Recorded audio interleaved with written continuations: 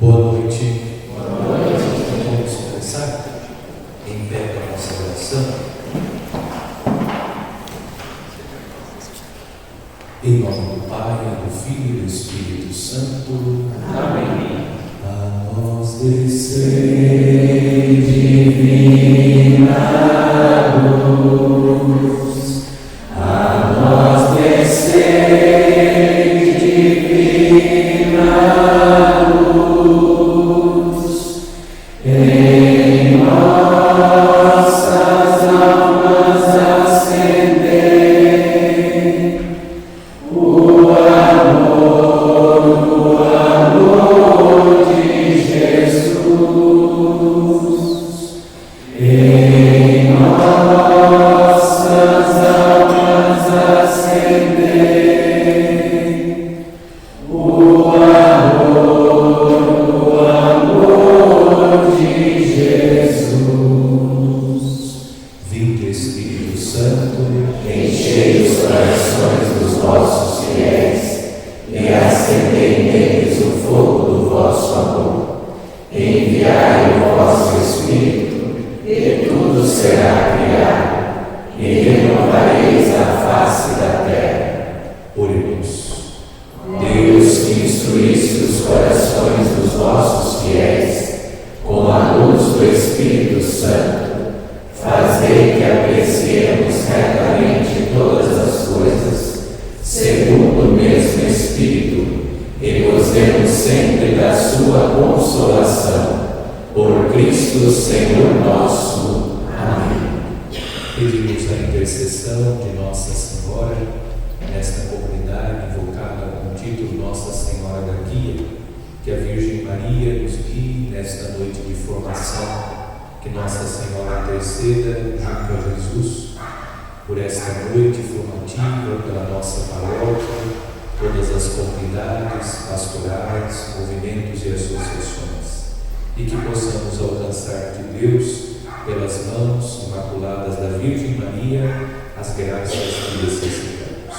Ave Maria, cheia de graça, o Senhor é convosco. Bendita sois vós entre as mulheres, bendito é o fruto do vosso ventre, Jesus. Santa Maria, Mãe de Deus, rogai por nós, pecadores, agora e na hora de nossa morte. Amém. Nossa Senhora Aparecida, orai por nós. Jesus, manso e humilde de coração, fazei o nosso coração semelhante ao vosso. Em nome do Pai, do Filho e do Espírito Santo. Amém.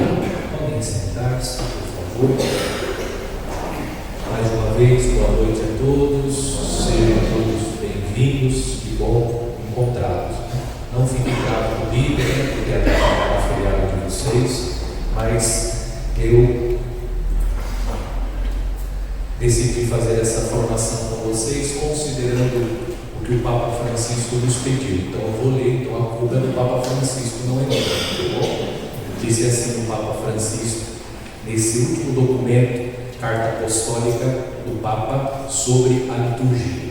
Disse o Papa: para os ministros e para todos os batizados, a formação litúrgica em sua primeira acepção não é algo que possa ser conquistado de uma vez por todas, uma vez que o dom do mistério celebrado supera a nossa capacidade de conhecimento. Esse empenho certamente deverá acompanhar a formação permanente de cada um com a humildade dos pequenos, atitude que abre ao estudo. Então o Papa lembra que a nossa formação litúrgica ela deve ser permanente. Isso significa que sempre nós precisamos, no que diz respeito à liturgia, atualizar a nossa formação. Então qual é a minha intenção? Também sentindo a comunidade, eu observo que de fato é importante essa educação litúrgica, não que nós sejamos deseducados, deselegantes, não, mas a necessidade de uma educação litúrgica de tal maneira que nós possamos não apenas entender, porque nos últimos estudos que eu tenho feito sobre a liturgia, inclusive esse é um dos documentos do Papa recente que vale a pena. Numa sentadinha você já lê, ele é bem fininho, mas um documento profundo. E também esse texto, que é de um teólogo muito famoso, que é o Romano Guardini, que é Sinais Sagrados. Então são esses, mas entre outros materiais, a importância de não apenas entender aquilo que nós estamos celebrando, como nós vamos ver aqui no final dessa apresentação. A questão não é só compreender do ponto de vista racional, mas é de uma participação ativa, ou seja, que nós consigamos de fato participar da liturgia e mergulhar no mistério da liturgia. Para isso é necessária uma educação litúrgica, essa educação que nos forma e que nos ajuda a mergulhar no mistério. E nós vamos ver hoje, nessa primeira parte, o conteúdo é denso, tem bastante coisa, mas eu vou tentar aqui ao máximo hoje concluir a primeira parte, e depois nós vamos entrar na segunda parte, no dia 29, já compreendendo então a liturgia como obra de Deus. A liturgia é uma obra de Deus, ok? Então vamos lá. Se alguém sentir sono, pode dormir, tá bom? Só não ronca para não atrapalhar, não tem problema, tá? Eu tenho um laser aqui também, ele queima, tá? Então se alguém dormir, eu bato o laser que ele queima para acordar, ok? Então o que eu vou fazer com vocês aqui, nesses 2 dias, não sei se eu vou conseguir esgotar o conteúdo que eu tenho preparado nos 2 dias. De repente a gente pode pensar no outro dia também. Vamos tentar. É uma disciplina que inclusive eu leciono no seminário já tem uns 4 anos, lá para aqueles que estão se preparando para o sacerdócio, que é a introdução à liturgia. Então eu vou apresentar aqui para vocês um pouco do conteúdo que eu apresento lá para os meninos no seminário que estão se preparando para o sacerdócio. Então a intenção aqui é uma introdução à liturgia, para que vocês tenham alguns elementos que vão favorecer essa participação mais ativa na liturgia. E eu começo a exposição colocando essa pergunta: o que é a fé?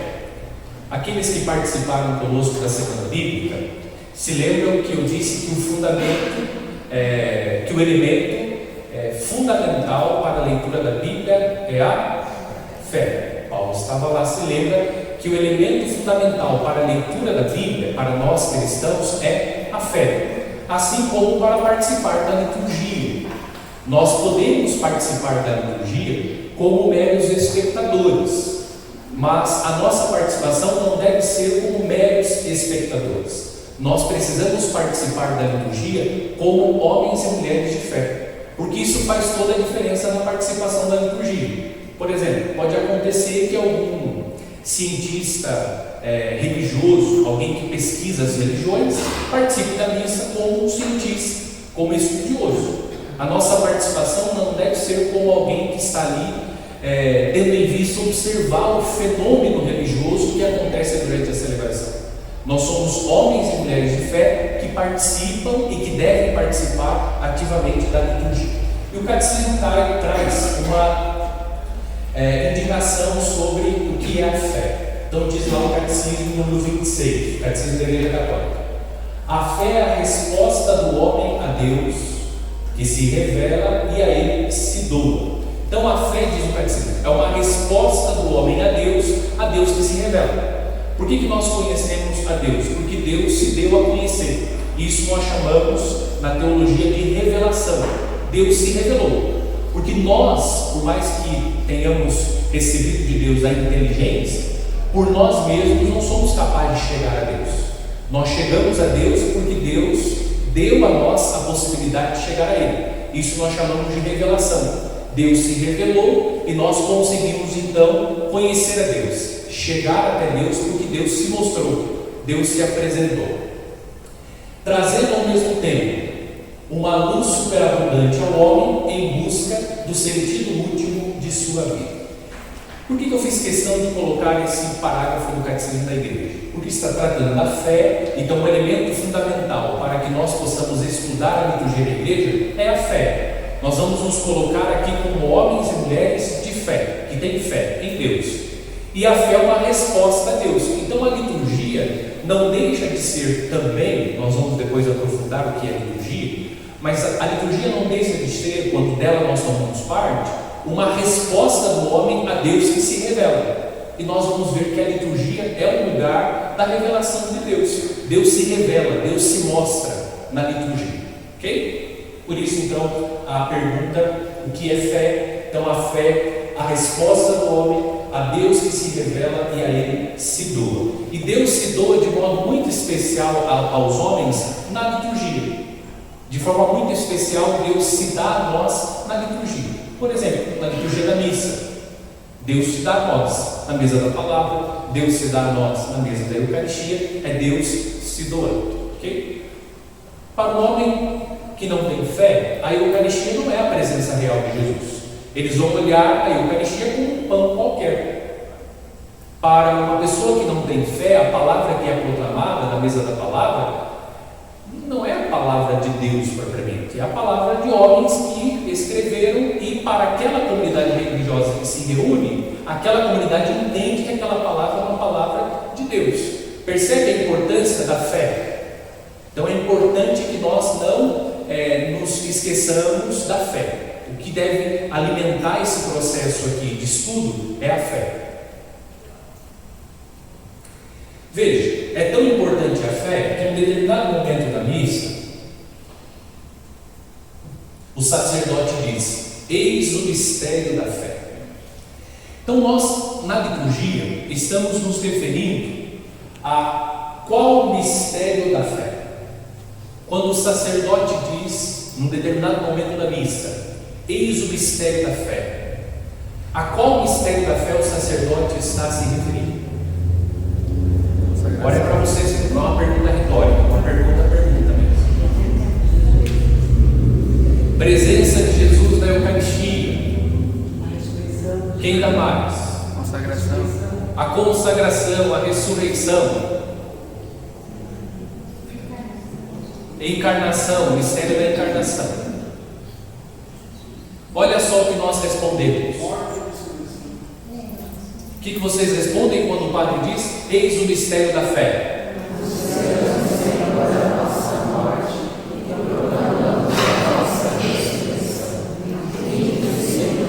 Isso. Nesse momento da missa, nós não fazemos referência ao mistério da presença real de Jesus na Eucaristia.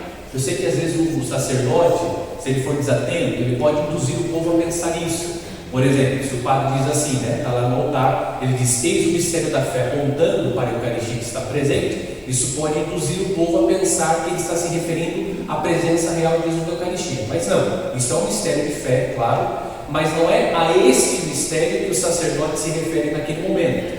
Tanto que a nossa resposta, uma delas, mas em todas, está contido esse mistério aqui da nossa fé, que é o mistério da paixão, morte e ressurreição de Jesus. E nós estamos vivendo a expectativa de Cristo. Como que nós podemos chamar esse mistério aqui? O mistério da nossa salvação. É o mistério da nossa salvação. Então, o mistério da fé, o mistério que nós celebramos na liturgia, é o mistério da paixão, morte e ressurreição de Jesus. E isso nós chamamos de mistério da nossa salvação. Então aqui nós já vamos entendendo, quando nós estamos celebrando a liturgia, de qual mistério nós estamos participando, do mistério da nossa salvação, que é o mistério da paixão, morte e ressurreição de Jesus. Agora vamos ver como que esse mistério ele se prolonga pela história, porque Jesus veio, o Verbo divino se fez carne, Jesus subiu ao Calvário, viveu toda a sua vida pública, a encarnação, tudo aquilo que nós sabemos, subiu ao Calvário, foi crucificado e ao terceiro dia ele ressuscitou. Mas esse mistério quis Jesus que ele se prolongasse, de tal maneira que esse mistério ele não contemplasse apenas aqueles que estavam vivendo naquele momento no tempo de Jesus. Deus quer salvar a todos, é uma das coisas que nós mais ouvimos na liturgia. Deus quer sempre salvar a todos. Então, como Deus quer salvar a todos, esse mistério Deus quis perpetuar pelos séculos, até a vinda gloriosa de nosso Senhor. Nós já começamos a ver isso agora no domingo. Nós já começamos a vislumbrar a profecia de Jesus. O templo será destruído, e Jesus foi elencando inúmeros acontecimentos que precedem a vinda gloriosa de Jesus. Então nós podemos hoje alcançar, ou melhor, nós podemos ser alcançados pela obra salvífica de Cristo. Nós veremos que o instrumento que Deus usa é a liturgia.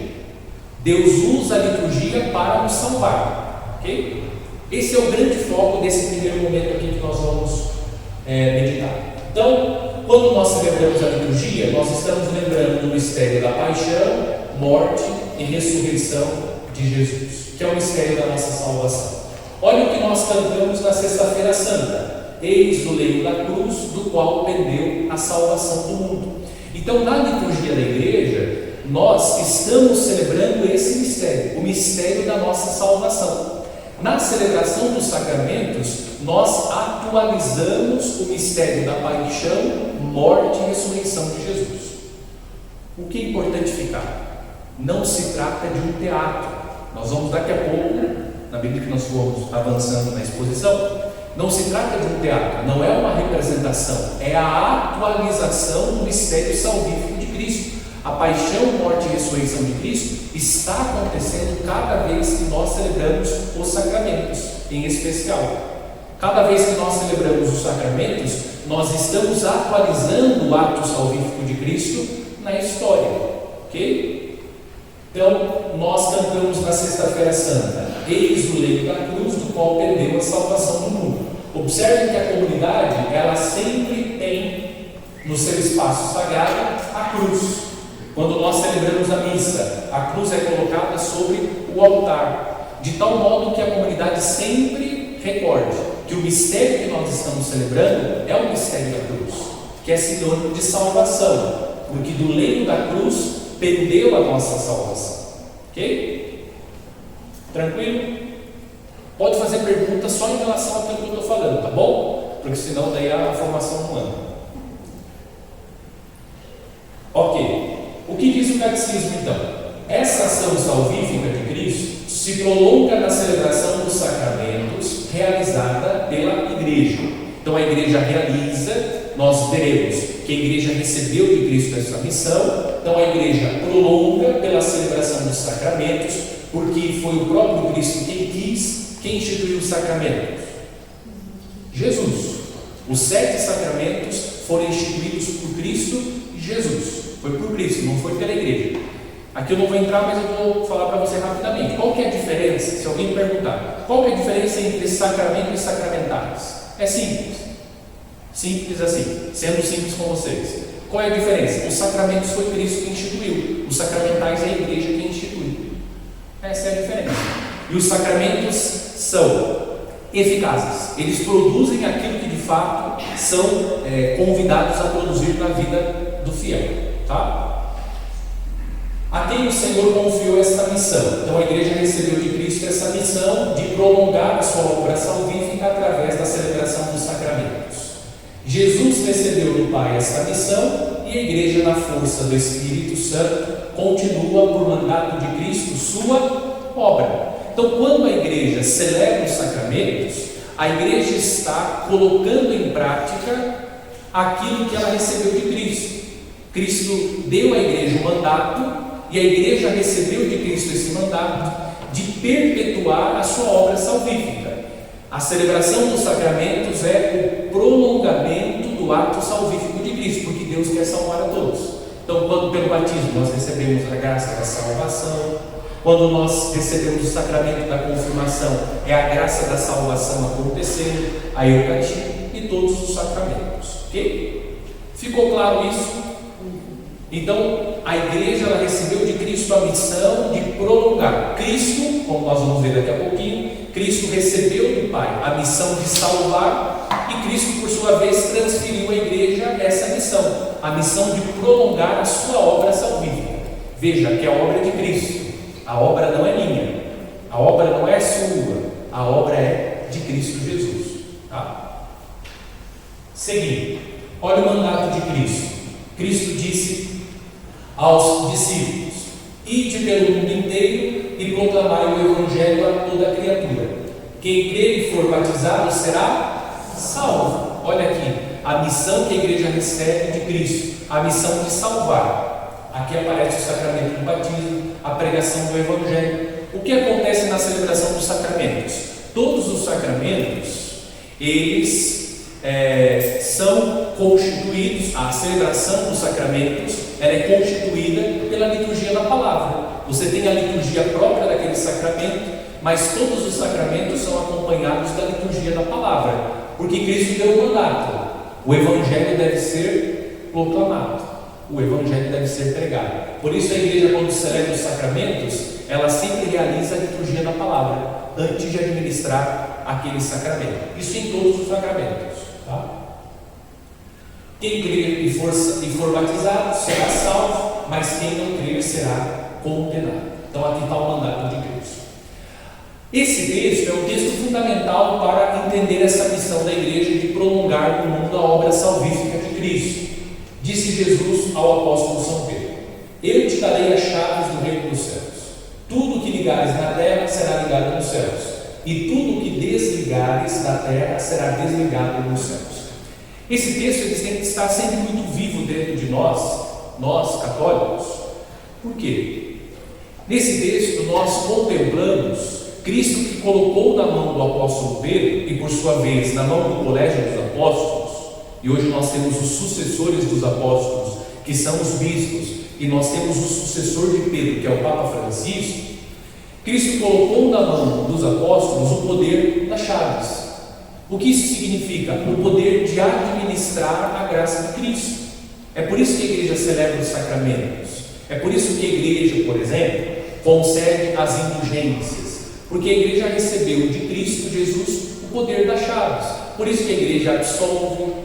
O efeito do sacramento sobre a vida do fiel, claro, isso é produzido pelas virtudes de Cristo, mas cabe à igreja. Quem se confessa se lembra que o sacerdote diz: pelo ministério da igreja eu te absolvo, porque fora dada à igreja o poder das chaves. Então a igreja pode ligar e desligar, ok? Então isso não é invenção do Papa, isso não é invenção de um bispo, de um padre. A igreja recebeu, na pessoa de Pedro, o poder das chaves, de administrar a graça de Cristo, de realizar, de perpetuar a obra de nosso Senhor, que é a obra da salvação. Aqui estão os sacramentos, né? Nós temos aqui o batismo, a crisma, a eucaristia, o sacramento da ordem, o matrimônio, confissão e unção dos enfermos. Então, de modo muito especial e singular, a igreja prolonga na história a obra salvífica de Cristo através dos sacramentos. E os sacramentos comportam uma liturgia. E o nosso tema aqui é liturgia. Olha só, o que diz o Evangelho de São João, capítulo 3. Então Jesus foi enviado ao mundo, de tal modo Deus amou o mundo, que deu o seu Filho unigênito, para que todo que nele crer não pereça, mas tenha a vida eterna. Pois Deus enviou o seu Filho ao mundo, não para condenar o mundo, mas para que o mundo seja salvo por ele. Então esse texto reforça tudo aquilo que eu já indiquei. A intenção de Deus, o projeto de Deus é a salvação de todos. Tendo então como projeto a salvação de todos, Cristo institui os sacramentos para que todos possam ser salvos. Então todo aquele que recebe os sacramentos, aquele que se abre à graça de Deus, essa é a via segura pela qual nós chegamos à salvação. Mas, padre, e aqueles que não conhecem a fé cristã, aqueles que não recebem os sacramentos? Aí Deus tem modos extraordinários e desconhecidos.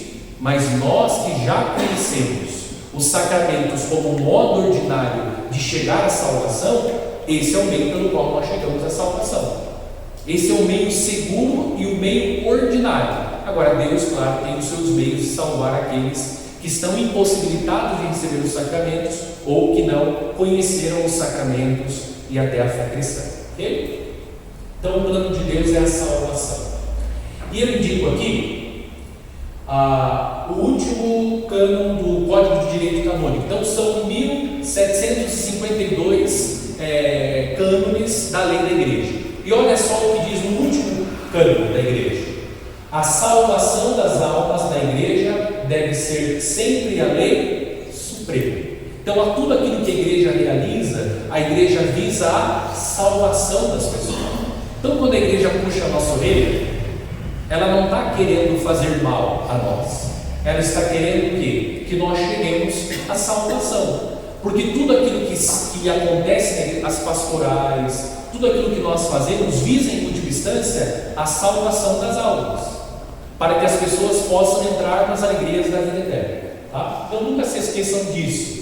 Tudo aquilo que a igreja realiza, em última instância, a igreja visa a salvação das almas, porque nós cremos no céu, nós cremos na existência da vida eterna. Então a igreja, ela tem essa missão. A missão de realizar obras sociais, isso faz parte da missão da igreja, mas essa não é a primeira missão da igreja. Se essa fosse a primeira missão da igreja seria uma ONG, um organismo de filantropia. Não. A missão da igreja é uma missão, em primeiro lugar, espiritual, que é perpetuar no mundo a obra salvífica de Cristo, para que todos cheguem à salvação. É a salvação das almas. Ok? Ficou claro aqui? Tranquilo? Pode parecer que todas essas coisas não têm nenhuma relação com a liturgia, mas tenham paciência que nós vamos chegar lá, para vocês entenderem que isso faz sentido. Os 7 sacramentos. Vamos voltar os nossos olhos para a cruz de Cristo, e nós contemplamos o mistério da cruz. Vamos lá na Sexta-feira Santa. Eis o lenho da cruz, do qual pendeu a salvação do mundo. Então eu disse que os sacramentos, pelos sacramentos que a igreja celebra, a obra salvífica de Cristo, ela se perpetua. Em cada celebração nós atualizamos o mistério da cruz, o mistério da nossa salvação. Então vamos olhar para a cruz e encontrar na cruz os 7 sacramentos, porque na cruz de Cristo, no mistério da paixão que foi consumado na cruz, nós encontramos os 7 sacramentos, tá? Então primeiro, vamos lá, vocês vão ajudar agora, vamos ver se vocês estão atentos. Olha o que diz o Evangelho de João, capítulo 19, 34. Um dos soldados abriu-lhe o lado com uma lança, e imediatamente saiu sangue e água. Quais são os sacramentos que nós encontramos nesse texto, olhando para a cruz de Cristo, do seu lado aberto jorrou sangue e água? Batismo e Eucaristia. Isso. Batismo e Eucaristia. Os santos padres viram que a água e o sangue são símbolos de 2 sacramentos, batismo e Eucaristia, tá? Olha lá, Eucaristia, o sangue. O que disse Jesus? Bebei dele todos. Essa aqui é a palavra da instituição da Eucaristia, a narrativa. Bebei dele todos, pois este é o meu sangue da nova aliança, que é derramado em favor de muitos para o perdão dos pecados. Olha a obra salvífica de Cristo acontecendo quando nós celebramos a missa. Então a Eucaristia, ela já está presente na cruz. Sim, Cristo institui na Quinta-feira Santa, e essa instituição, ela então chega ao seu ponto ápice na cruz de Cristo, quando Cristo derrama o seu sangue. Então não é um vinho, é o sangue de Cristo. Por isso o padre diz, o padre está lhe fazendo as vezes de Cristo, diz: este é o cálice do meu sangue, é o sangue de Cristo. Então o sacramento da Eucaristia. Vocês falaram o sacramento do batismo. Olha só o que disse Santo Ambrósio: vê, quando és batizado, de onde vem o batismo? Senão da cruz de Cristo, da morte de Cristo. Lá está todo o mistério. Ele sofreu por ti, e é nele que és redimido, é nele que és salvo, e por tua vez te tornas salvador. Olha isso aqui forte. Nós nos tornamos salvador. Por quê? Porque nós somos chamados a levar esta obra salvífica de Cristo a todas as pessoas. Às vezes isso acontece mesmo. Nós acabamos aproximando alguém de Jesus, e no encontro com Jesus ela muda de vida. Então nós participamos da obra salvadora de Cristo graças ao batismo. Então nós já vimos 2 sacramentos na cruz: o batismo e a Eucaristia. Então, percebendo aqui, olha só, isso aqui é educação litúrgica. Por que é importante a cruz na igreja? Está vendo quanta coisa a cruz vai indicando? Então, cada vez que a gente entra na igreja, não é só Não. A gente tem que começar a lembrar de tudo isso aqui, ó. A cruz, é verdade. A cruz foi o lugar onde Cristo morreu para que a obra salvífica acontecesse, e tudo aquilo que nós celebramos dentro da igreja, os sacramentos, é o prolongamento da obra salvífica de Cristo, que se deu na cruz. Está vendo? Isso é educação litúrgica. Você deixa apenas de ver o sinal pelo sinal, mas você vai além daquilo que o sinal ele está ali exposto para indicar algo muito maior do que ele mesmo. Porque essa cruz um dia ela pode acabar, pode pegar fogo, pode o cupim comer ela acaba. Mas aquilo que ela significa, isso não vai acabar. Aquilo que ela indica para nós, isso não vai acabar, que é o mistério da salvação de Cristo. Seguindo, um outro sacramento. Então Jesus deu um forte grito e espirrou. Não é espirrou, né?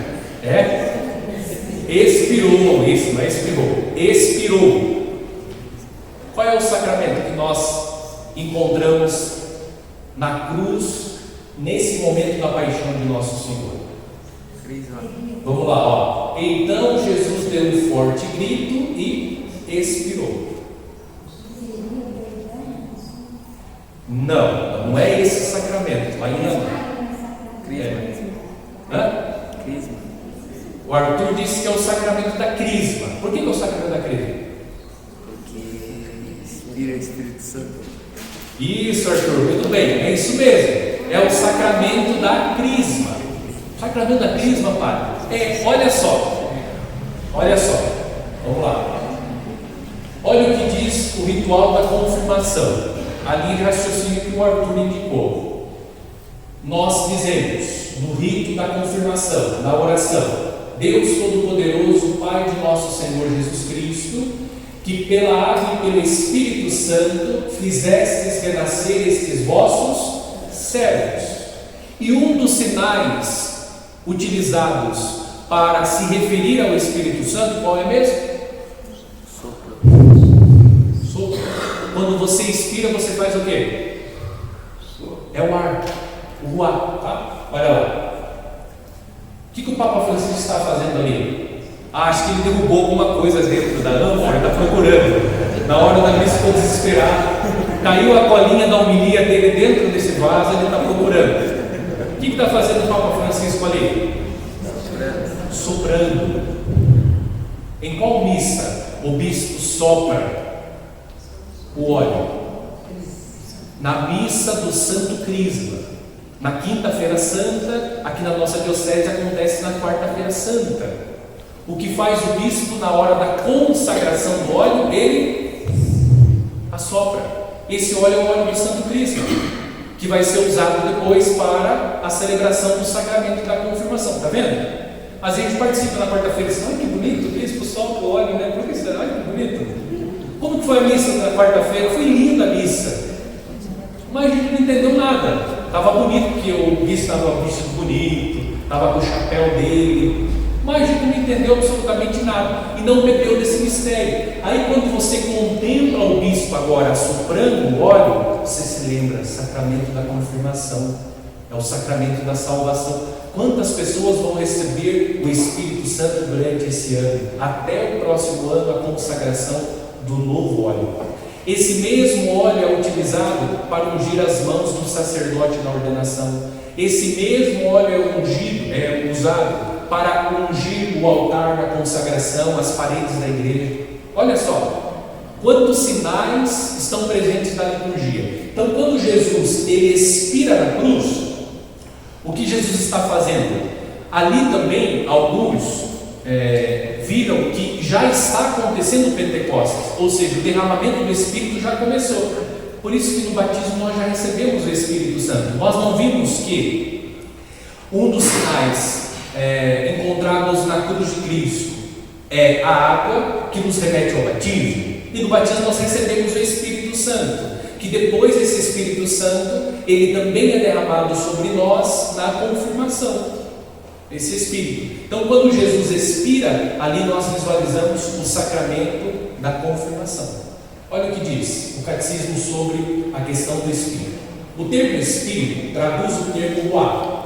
o qual em seu sentido primeiro significa sopro, ar e vento. Onde expira o que sai? O vento, o ar. Jesus utiliza justamente a imagem visível do vento para sugerir a Nicodemos a novidade transcendente. O que Jesus disse a Nicodemos? Nicodemos, é necessário morrer para que você possa nascer para a vida nova, certo? E isso acontece de maneira especial pela celebração dos sacramentos. Claro, o batismo é ali o momento da morte do homem velho para que o homem novo ressurja. Agora, esse mistério ele vai se prolongando na nossa vida pela celebração dos sacramentos, tá? Então nós já encontramos quantos sacramentos na cruz? 3. Quais são? Batismo, Eucaristia e confirmação, que são os sacramentos da iniciação à vida cristã. Continuando, olhando para a cruz, olha lá, outro texto. Vai, Ivan, vem para mim. Pai, perdoa-lhes, eles não sabem como fazem. Jesus, lembra de mim quando entrares no céu, quando entrar no teu reino. Jesus respondeu: em verdade eu digo, hoje estarás comigo no paraíso. Isso, qual o sacramento agora? Isso, a confissão. Olha só, o que está acontecendo? Primeiro, Jesus vê o pecado daqueles que estão crucificando.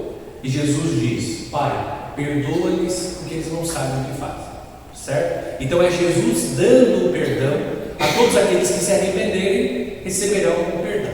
Ok. Depois nós seguimos ali com o texto. Jesus está falando com quem? Com o mau ladrão, né? Porque se ele fosse bom ladrão, ele não tinha se arrependido. Então ele é o mau ladrão, né? Entendeu o trocadilho? É o mau ladrão. Mas ele foi um bom ladrão porque ele se arrependeu, né? Para os ladrões ele é um mau ladrão, né? Para nós ele é um bom ladrão. Jesus está conversando com ele. O que Jesus está concedendo a ele? O perdão. Jesus está absolvendo aquele que era um pecador público. Ele era um ladrão, por isso ele está sendo crucificado. Ele era reconhecido como um criminoso, mas Jesus na cruz está dando a ele o perdão. Olha só, o ritual da penitência, quando nos confessamos, o que o sacerdote vai dizer? Olha a oração: Deus Pai de misericórdia. O que Jesus disse? Pai, perdoa-lhes porque não sabem o que fazem. Aí começa: Deus Pai de misericórdia, que pela morte e ressurreição do seu Filho, olha lá o mistério da cruz, reconciliou o mundo consigo e enviou o Espírito Santo para a remissão dos pecados. Continua: conceda-te, ou o padre está dizendo, pedindo então a Deus que conceda ao pecador o perdão. Conceda-te pelo ministério da igreja o perdão e a paz, e eu te absolvo dos teus pecados. Em nome do Pai, do Filho e do Espírito Santo. Amém. Depois o confessor diz: vai em paz e não peques mais. Está vendo? Na cruz nós encontramos o mistério da salvação que acontece. E o mistério da salvação ele é perpetuado cada vez que nós celebramos o sacramento da confissão. Ok? Qual sacramento agora nós encontramos? Por suas feridas fostes curados. Arca de São Pedro. Isso. A unção dos enfermos nós encontramos também na cruz, tá? Porque Jesus assumiu para si as nossas enfermidades, como lembra São Pedro. Olha só o que diz lá na parte do catecismo que fala sobre o sacramento da unção dos enfermos. 1505. Comovido com tantos sofrimentos, Cristo não apenas se deixa tocar pelos doentes, mas assume suas misérias. Olha só. Porque Cristo deixou-se tocar pelos doentes. Lembra os leprosos se aproximavam de Jesus, né, os doentes. Mas assume suas misérias. Mas ele também assumiu para si as nossas misérias. Quando Cristo permite que o leproso toque-o, significa que ele também se torna impuro. Então, ele se faz impuro para purificar aqueles que eram considerados impuros. Na cruz, Cristo ele levou nossas enfermidades e carregou nossas doenças. Na cruz, Cristo tomou sobre si todo o peso do mal e tirou o pecado do mundo. Por sua paixão e morte na cruz, Cristo deu um novo sentido ao sofrimento, que doravante pode nos configurar com Ele e nos unir à sua paixão redentor. Então Cristo, ele assume para si as nossas enfermidades, ele participa do nosso sofrimento. A doença é um sofrimento, ele participa do nosso sofrimento, e ele atribuiu ao sofrimento provocado pela doença, ele atribuiu ao sofrimento, esse que nós vivemos em virtude da doença, um aspecto redentor e salvífico. Então, quando nós, pela doença, nos unimos à cruz de Cristo, nós também estamos participando do mistério da sua paixão e morte. Às vezes esse sofrimento tem em vista a nossa própria purificação, conversão e transformação. Às vezes aquilo que nós estamos vivendo, ele é oferecido pela salvação de outras pessoas. Isso acontece mesmo. Algumas pessoas, vendo o sofrimento de um familiar, ela se aproxima de Deus, se converte, muda de vida. E a própria pessoa, muitas pessoas se converteram no momento, aquele ditado, né? Se não vem pelo amor, vem pela dor. Não que Deus coloque na pessoa a enfermidade. A enfermidade é uma realidade que faz parte da nossa vida. Mas Deus, na sua bondade, Ele transformou aquilo que é um tormento para o homem, que são os sofrimentos oriundos da enfermidade do corpo. Ele deu àquele sofrimento um aspecto salvífico. Então a doença para nós, quando nós a unimos à cruz de Cristo, ela se torna um caminho de salvação e de redenção. E no sacramento da unção dos enfermos, nós estamos recordando justamente isso. Pelo seu sofrimento, você participa da obra salvífica de Cristo, seja pela sua própria salvação, ou seja pela salvação de outros. Então ofereça o seu sofrimento a Cristo, para que isso se reverta em forma de graça e salvação. Tá? Então o sacramento da unção dos enfermos também está na cruz. Cristo é enfermo, né? Cristo é enfermo. Na cruz ele está enfermo. Seguindo, Jesus clamou com alta voz, com voz forte: Pai, em tuas mãos entrego o meu espírito. Qual o sacramento? Acho que esse aqui é um pouco mais difícil. Vocês foram bem até aqui, agora não vai decepcionar. Da ordem. Sacramento da ordem? Por que sacramento da ordem, Arthur? Entrega tudo a Jesus, né? Isso, o sacramento da ordem.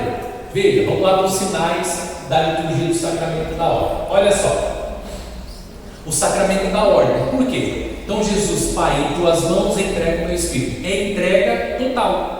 Então, pelo sacramento da ordem, o que acontece? Acontece uma consagração total e exclusiva a Deus. Consagra-se totalmente a Deus, entregando a sua vida a Deus, especialmente os sacerdotes, né, que consagram toda a vida a Deus. Na liturgia da igreja, na prostração, ou seja, na prostração, aparece hoje em duas ocasiões. Olha que interessante, em duas ocasiões aparece a prostração na liturgia da igreja. Primeiro, na sexta-feira santa. Se recordam da sexta-feira santa, às 3 horas? O sacerdote entra, o que ele faz? Tira um cochilinho, 3 horas, hora do cochilo. Então o padre entra, dá uma deitadinha, coloca até uma almofadinha para o padre ali, para o padre tirar um cochilinho, para depois começar a celebração, né? Afinal, 3 horas da tarde, almoço, feriadão. É para isso? Não, olha só. Então aparecem 2 momentos. Primeiro, na sexta-feira santa, depois nas sagradas ordenações. Quem já foi em ordenação, se lembra, seja na ordenação diaconal, seja na ordenação presbiteral e episcopal, tem um momento da prostração, nas 3 ordenações. Tá?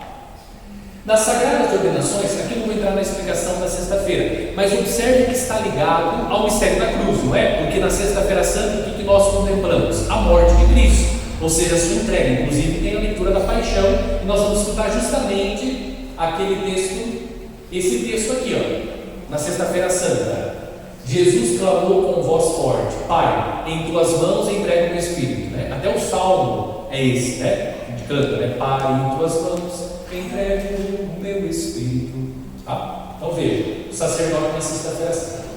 Nas sagradas ordenações, a prostração exprime a consciência da nossa absoluta incapacidade de realizar, não somente com nossas forças, somente com as nossas forças, a missão sacerdotal de Jesus Cristo. Isso quem disse foi esse senhor aí, que é o Bento XVI. Tá? A prostração ocorre diante do altar. Veja, então a prostração no rito da ordenação lembra o quê? O ensinamento do Papa Bento. Lembra que nós somos insuficientes pelas nossas próprias forças, por isso nós devemos nos entregar nas mãos de Deus. Jesus se entrega nas mãos do Pai. Pai, em tuas mãos entrego o meu espírito. E nós, pelo sacramento da ordem, reconhecendo a nossa fragilidade, nos entregamos nas mãos do Pai, para que Deus realize através de nós a sua obra, tá? Então lembra também o que? A morte. E veja que essa prostração ela acontece diante do altar, né? Seja aqui mesmo diante, mas sempre voltada para o altar. A prostração se volta para o altar. A prostração ocorre diante do altar, exprimindo desse modo a estreita relação do sacerdócio ministerial ao sacrifício de nosso Senhor. Veja, vamos lá, olha os sinais. Olha os sinais. Então, na ordenação, se prostra diante do altar, manifestando a relação com o sacrifício de Cristo. Porque aquele que vai se levantar, depois da imposição das mãos, ele passa a agir na pessoa de Cristo, é o in persona Cristo. O que acontece? Por que o padre, olha só, vamos lá, os sinais, a educação litúrgica. Por que o padre usa a casula? Sabe a casula? Aquela veste grande que o padre coloca por cima da túnica, que a túnica é aquela geralmente branquinha, e depois o padre coloca. Por quê? Para ficar bonito, gente. Lá tem que ficar bonito para participar da missa, já viu? Por quê? Porque o padre quer se aparecer? Não. Por que então? O padre, ele é o persona Cristo, ele age na pessoa de Cristo, certo? Quando o padre se reveste com a casula, qual é a intenção? A intenção é, um dos significados da casula. A palavra casula nos remete a casulo. Casulo é aquilo que envolve. Então o sacerdote ele é envolvido, né? A pessoa do sacerdote, a pessoa dele é envolvida pela casula, de tal modo que a sua pessoa seja escondida pela casula, para que Cristo seja visto nele. Porque quem vai realizar a obra não é o padre, é Cristo quem realiza a obra. O que nós estamos celebrando na missa? A festa de aniversário de Jesus. O que nós estamos celebrando na missa? Paixão, morte e ressurreição de Jesus. De quem? De Jesus. Por isso que é um erro dizer, né? A gente costuma dizer, mas é um erro dizer: eu vou lá na missa do padre Joãozinho, né? Não, a missa é de Cristo Jesus. Porque quem deve ser visto na missa não é o padre, é Cristo Jesus. Por isso o padre está envolvido pelo paramento, de tal modo que Cristo seja visto nele. A sua pessoa fica escondida, e quem tem que aparecer é Cristo Jesus, e não o padre. O importante é que não é o padre, o importante é Cristo, ele deve ser visto na pessoa do padre, okay? Por isso que vocês se voltam, graças a Deus aqui você já tem essa prática, se voltam quando acontece a procissão de entrada, porque não é para ver o padre, vamos ver quem vai celebrar a missa hoje. Não, é para ver o Cristo que vai entrar na pessoa do padre. E muitos de vocês têm esse hábito bonito, fazem até uma pequena vênia, não é para o padre, mas é reconhecendo naquele homem que está entrando. Quem entra nele é o próprio Cristo Jesus. É Cristo que está entrando para realizar o sacrifício da nossa salvação. Está vendo? Agora você vai deixar de olhar a casula do padre? Você vai nossa, como o padre está bonito? Não. Casula. Lembrei. Por que o padre usa casula? Para que a pessoa dele esteja escondida e quem apareça é o Cristo. Então quem eu devo ver nele é o Cristo Jesus. E seja eu, seja qualquer um, é Cristo que tem que ser visto, não é a pessoa do padre, né? Aí tem os erros dos padres por aí, né? Que a gente às vezes acaba, mas daqui a pouco a gente vai ver algumas coisinhas aqui também.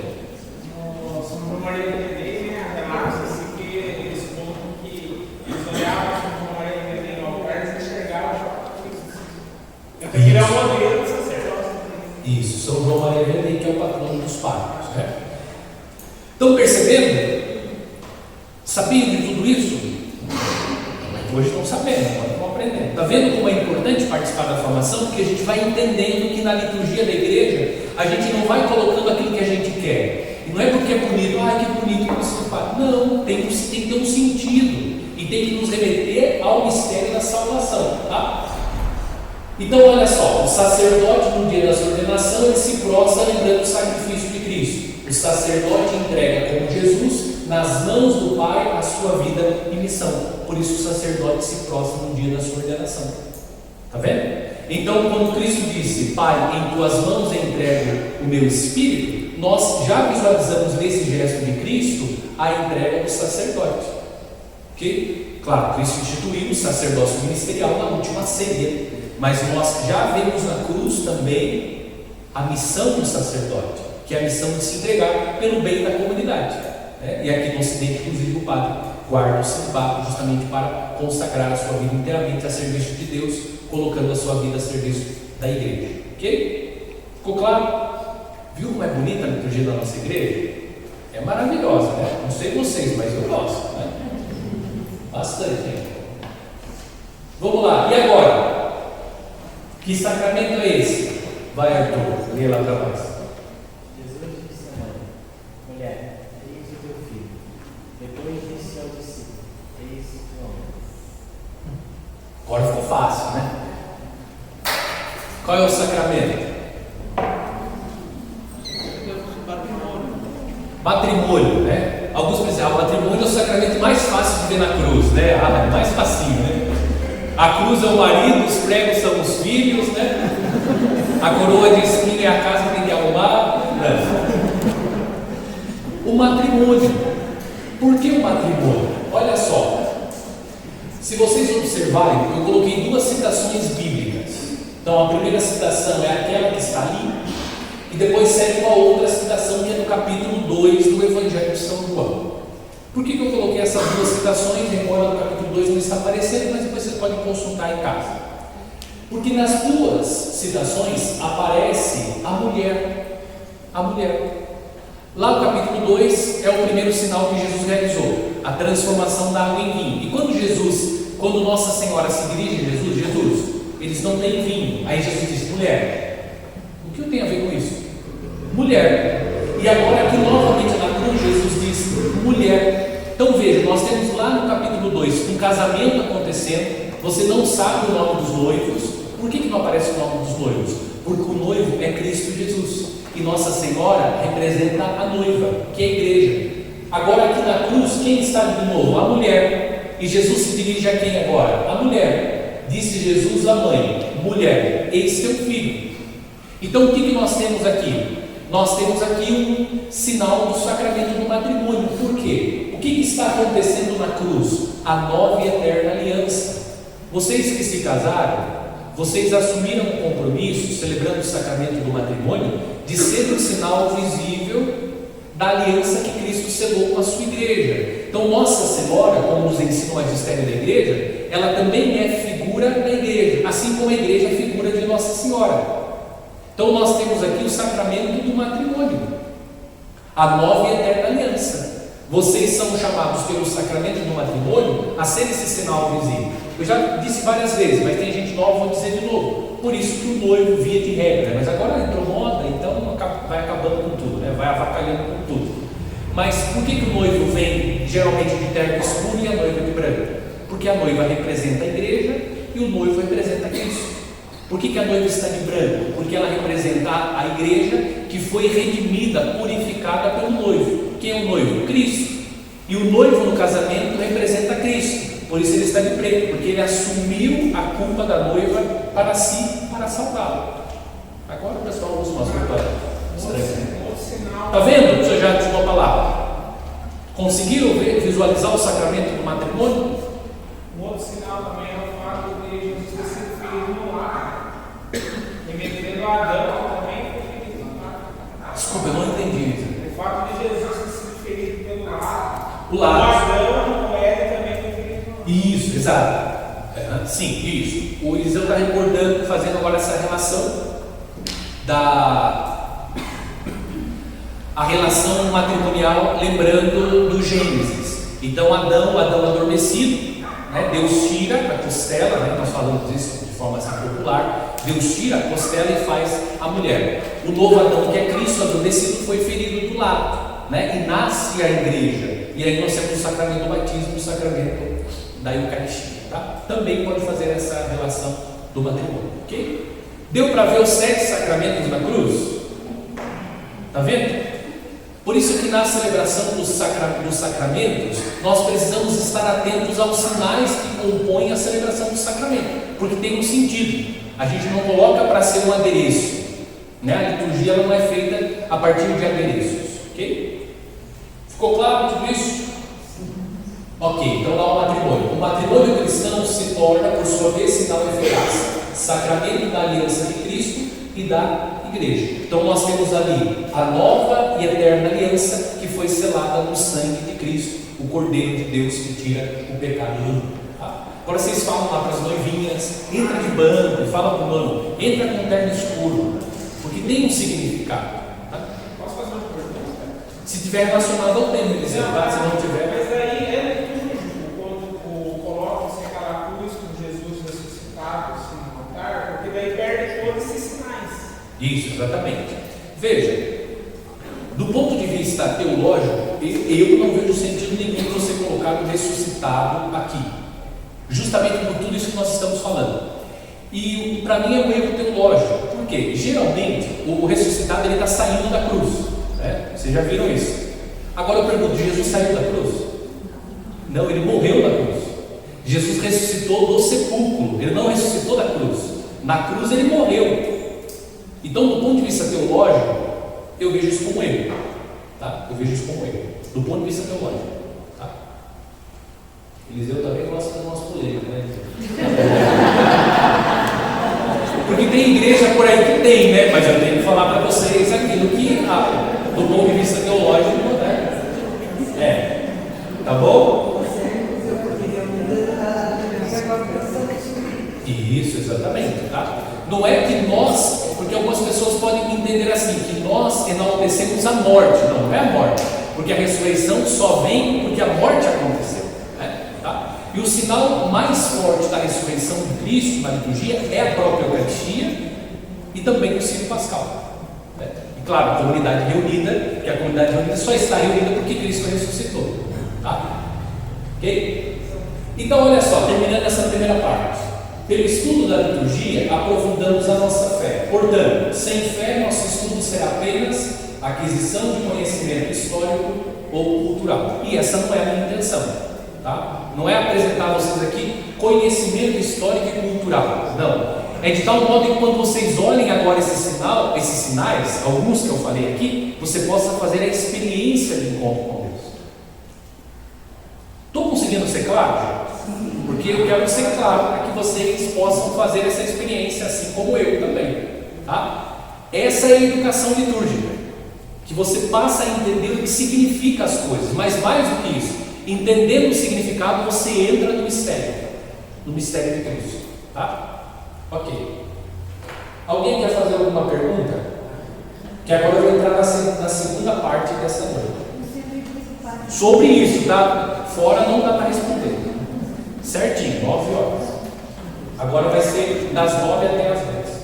Vou dar um intervalinho de 5 minutos para vocês darem uma descansadinha, tomar uma água, até já volto, tá bom? 5 minutos, só para explicar para ela. Enquanto eu vou mudar as imagens. Voltando, vamos lá.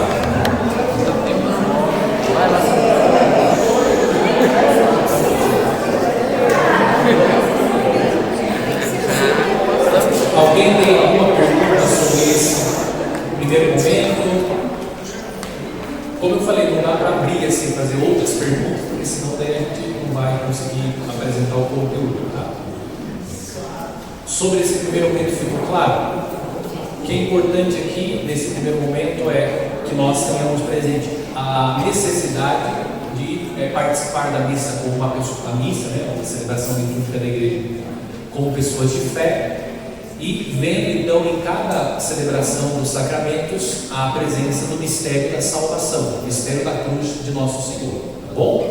Agora nós vamos já entrando em questões um pouco mais voltadas assim, para as questões mais técnicas da liturgia, tá? Então vamos começar. O que é liturgia? Vamos ver primeiro a palavra, né, o sentido da palavra liturgia. Então, liturgia, ela vem da língua grega, né? A palavra vem do grego. Liturgia é a junção de duas outras palavras, tá? Que vem do grego também. Leitos e ergon. Leitos significa popular, né? Do povo, e ergon significa ação, obra, trabalho, serviço, tá? Então veja, obra, né? Falamos aqui bastante na primeira parte sobre a obra da salvação, a igreja com aquela que recebeu de Cristo a incumbência de perpetuar a sua obra salvífica.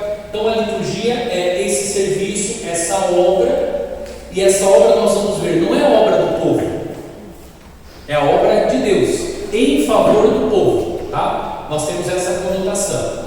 Portanto, referia-se já desde o seu uso grego a uma ação, a um trabalho que não visa a utilidade privada, tá? Veja que a liturgia, ela não é uma ação, uma obra que visa a mim mesmo. Eu como sacerdote, por exemplo, eu não consigo me absolver. Não dá para ficar na frente do espelho, eu confesso os meus pecados, eu te absolvo em nome do Pai.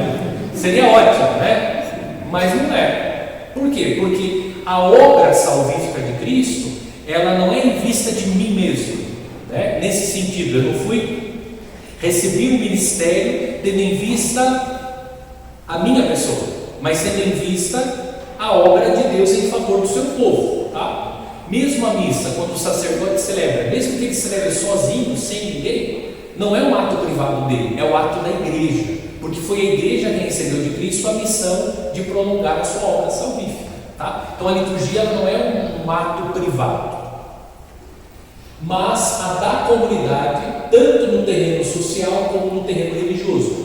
Inclusive hoje também a palavra liturgia é usada, né? Por exemplo, no direito, né? Hoje estava conversando com o Jean, falando sobre a liturgia do direito. Então essa palavra é usada em outros campos, mas no campo religioso, né? No nosso campo aqui, restringindo, no campo da liturgia católica, latina, romana, nós entendemos a liturgia como essa obra, esse serviço que é prestado em favor do povo, tá? Então a liturgia não é uma obra privada. E aqui já vai indicando algumas coisas, por isso que eu não posso fazer o que eu quero na liturgia. Gente, eu tinha vontade de fazer algumas coisas, né? Vou ser muito sincero, né? Dá vontade de fazer algumas coisinhas assim, nossa, que acho que seria mais legal, né? A missa. Mas a missa não é minha, porque a liturgia não é minha, a liturgia é de Deus. Nós vamos ver isso no próximo ponto, mas já adiantando. A liturgia não é minha, a liturgia é de Deus. Nós somos só ministros. Nós somos alguém que está ali participando dessa obra de Deus, seja exercendo o ministério ou seja só participando da liturgia, mas ela não é minha, porque não é um ato privado. Aquilo que é meu, a propriedade privada, você faz o que você quer na sua casa. Eu faço o que eu quero na minha casa. Se eu quero pendurar um quadro naquela parede, eu penduro. Mas na liturgia da igreja não é assim. Nós não fazemos aquilo que nós queremos, porque a liturgia ela não é nossa, ela não é nossa, tá?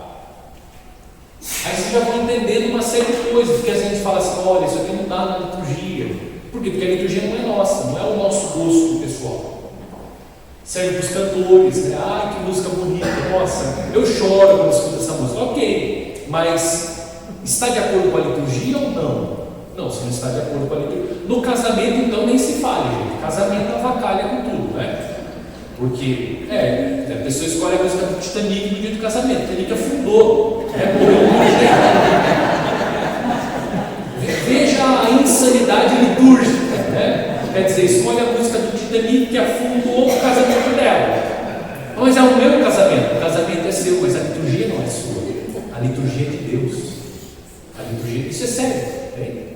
Isso é sério. Por isso que a gente está fazendo aqui na paróquia um trabalho, né? Está aqui a Marlene, fazendo um trabalho com essa questão para a gente começar a educar liturgicamente também os noivos. Não só para quem entenda o que é o matrimônio, como viver o sacramento do matrimônio, mas entenda a liturgia do matrimônio, tá? Então aconselho os filhinhos e as filhinhas, quando forem casar, nada de Titanic, tá? Nada, né? Música de acordo com a liturgia do matrimônio. Ou seja, o termo liturgia designa uma ação realizada em favor do outro, tá?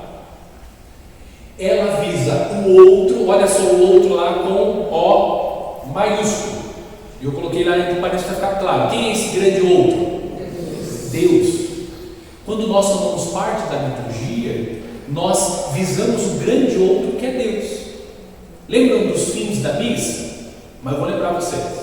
São 4 fins da missa. 2, eu vou falar só 2. O fim latrêutico, que é a adoração. A missa tem um fim, que é um fim de adoração a Deus. E o fim eucarístico. Tem outros 2, mas não vou falar aqui agora. O outro fim é eucarístico, ação de graças. Veja, então a liturgia visa primeiro o grande outro, que é o próprio Deus, que é a nossa adoração a Deus. A missa é um culto de adoração, mas também visa a ação de graças, agradecer a Deus. Então a missa é um culto de ação de graças ao grande outro, é Deus, por tudo aquilo que dele nós recebemos. Tá bem? E depois, ou ainda, o benefício do outro, o benefício das pessoas.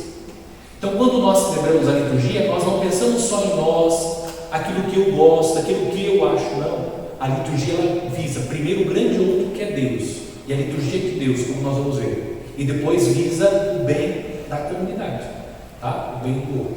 Então a liturgia não é um ato, mesmo que seja o seu casamento, a liturgia não é sua, a liturgia é de Deus. Nós participamos da liturgia de Deus porque Deus é bom. Deus é tão bom que Ele deseja que nós participemos da sua liturgia, mas a liturgia é dele, não é nossa. Tá? Ai meu Deus, estou ficando assustado, cara.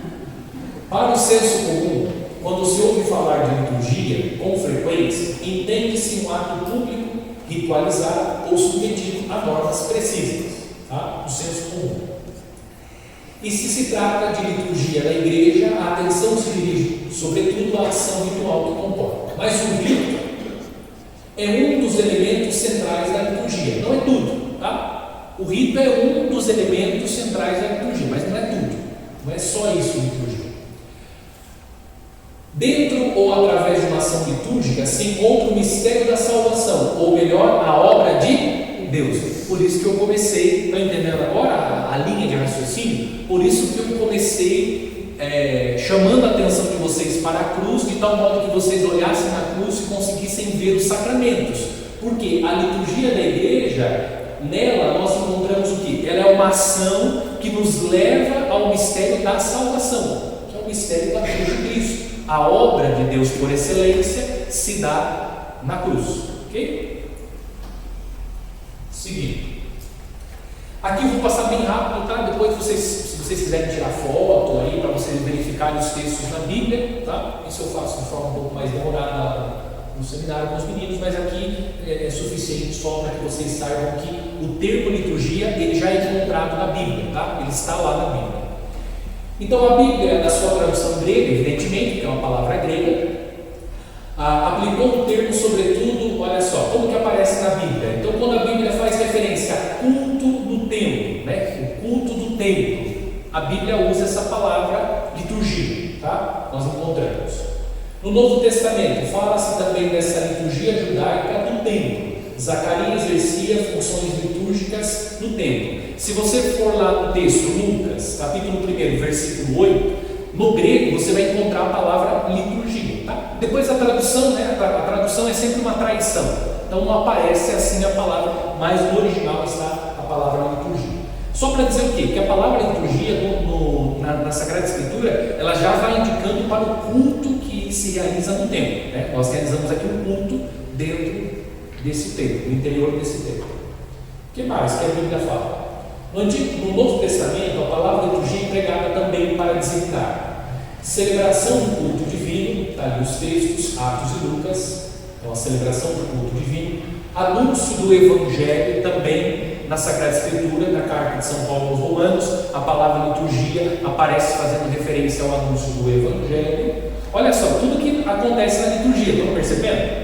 Na missa, nós temos aqui o culto divino, que nós celebramos, o culto divino, culto a Deus. O anúncio do Evangelho acontece. E também caridade em ato.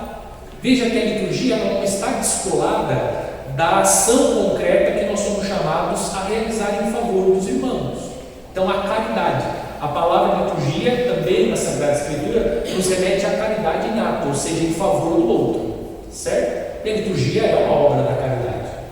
Caridade de Deus em relação a nós. Também no Novo Testamento, a palavra liturgia aparece em Hebreus 8. Quando se aplica o termo às realidades cristãs, chama-se litúrgico certo? O liturgo é aquele que realiza a liturgia, ou vamos dizer assim, o mestre da liturgia. Esse termo é empregado a Cristo, sumo sacerdote. Lembra do sacerdote que eu falei? Porque quem realiza de fato a liturgia é Cristo, não somos nós. Quem realiza a obra é Cristo, nós somos apenas cooperadores de Cristo. Então, quando você canta, quando você toca, quem deve cantar, quem deve tocar em você é o próprio Cristo, para que a obra de Cristo, e cada um, quem proclama a palavra, quem canta o salmo, o padre, o diácono, todos nós, é Cristo que vai então realizar a sua obra através de nós que somos cooperadores, tá? O liturgo é Cristo. Na celebração litúrgica, a igreja é serva à imagem do seu Senhor. Entendeu? Então a igreja, ela é serva como Cristo é servo. Então nós estamos aqui para fazer o quê, Eliseu? Para servir. É para isso. Então não é para impor os nossos gostos pessoais. Aquilo que eu gosto é aquilo que eu penso que deve acontecer na liturgia. Porque nós somos a imagem do seu Senhor, de Cristo, que se colocou como servo. Disse, Pai, é melhor se eu mudar o plano de salvação. Esse negócio aí de cruz aí, não, muda aí, muda. Não, ele veio como servo. Eu não vim para ser servido, eu vim para servir. Essa deve ser a nossa posição na liturgia, independentemente do ministério que nós ocupamos. Seja o padre, o diácono, o cantor, o salmista, o leitor, o ministro, o irmão do Santíssimo, todos nós, coroinhas, anjos, todos como servos, como Cristo. O único liturgo participando de seu. Então nós participamos do sacerdócio de Cristo pelo batismo. Nós todos somos sacerdotes, né? O sacerdócio como dos fiéis. Por isso nós podemos tomar parte na liturgia, porque nós somos batizados.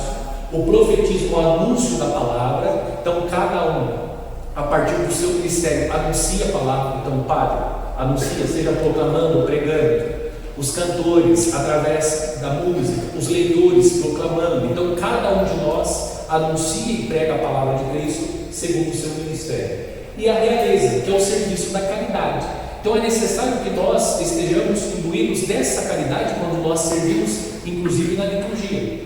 De tal modo que através desse gesto de caridade, essa disposição para servir a comunidade, Cristo seja visto, o Cristo Rei, que veio e governa, mas Cristo veio para servir e não para ser servido. Tá?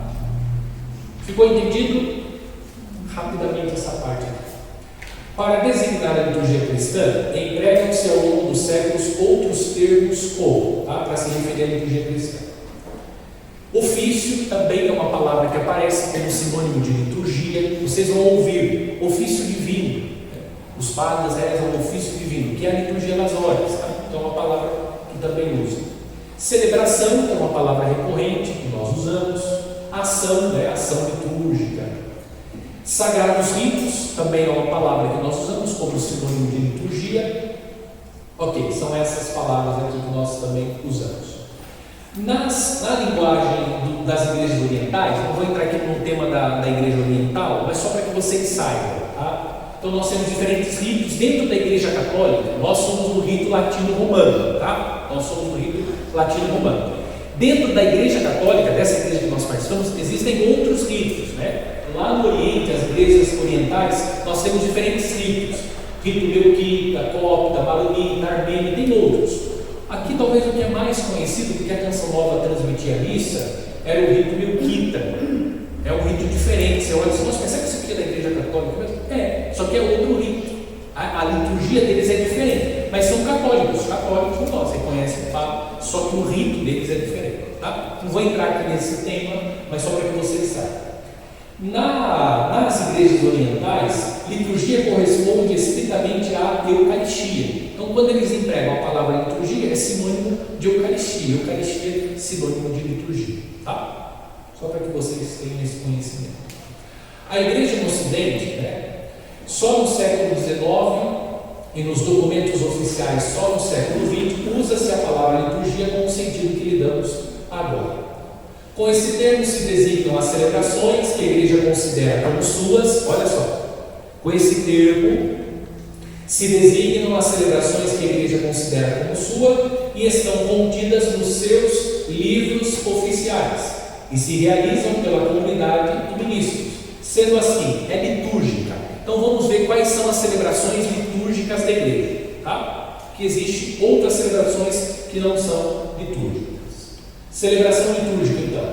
Primeiro, a celebração da Eucaristia. A missa é uma celebração litúrgica, tá? Demais sacramentos, como nós vimos aqui, tá? Eu coloquei ali alguns rituais. Olha os livros da igreja, tá vendo? A liturgia, aquilo que é liturgia na igreja, tem os livros oficiais da igreja, que são reconhecidos pelo Papa, através de um organismo que existe na Santa Sé, tá? Uma série de coisas que não dá para explicar tudo aqui agora. Mas os sacramentos, são os livros. O que mais é liturgia? A liturgia das horas, que são a liturgia que a igreja reza, especialmente os ministros ordenados são chamados a rezar, mas todo o povo de Deus pode rezar na liturgia das horas. A base da liturgia das horas são os salmos, os cânticos da Sagrada Escritura. É liturgia também da igreja. Os sacramentais também é uma liturgia da igreja. Então existe um livro próprio da igreja para bênção de casa, bênção de peregrino. São os sacramentais, bênção da água, bênção do sal, são os sacramentais. Isso também é liturgia da igreja, tem um ritual próprio, tá? Então tudo isso aqui é liturgia da igreja. Agora, enquanto não são, embora sejam dignos e louváveis, então o que não é liturgia, né? Celebração litúrgica propriamente. Olha só, o rosário não é uma liturgia, não é uma celebração litúrgica, tá? O rosário não é. A via sacra também não é, tá? Isso aqui está no campo da piedade popular, que a igreja reconhece e valoriza. Entendam que não ser liturgia não significa que não é importante para a vida espiritual, mas há uma diferença entre aquilo que é liturgia da igreja, a liturgia oficial da igreja, e aquilo que faz parte da piedade popular, que a igreja incentiva, apoia, né? A igreja nos motiva a cultivar as práticas de piedade popular e outras emoções pessoais e populares, tá? Então isso não é uma celebração litúrgica propriamente, isso está no rol da piedade popular, aquilo que compõe as práticas devocionais que foram surgindo entre o povo, né? E foi se fortalecendo entre nós, tá? Ok. Segundo o Papa, então, o que é liturgia? Agora eu vou deixar o Papa falar um pouquinho com vocês, tá? É um vídeo do Papa Francisco. Falando, o áudio está ligado aqui?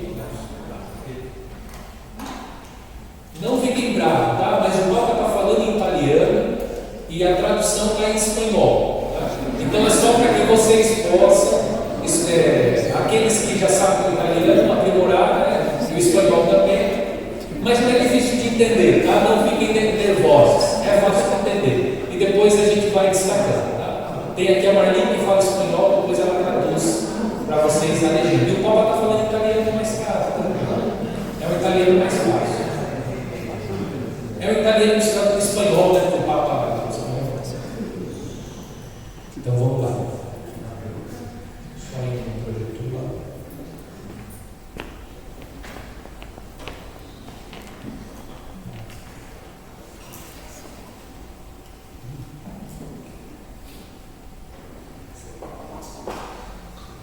Então prestem, só prestar bem atenção, que dá para entender, mas depois eu vou fazer a tradução.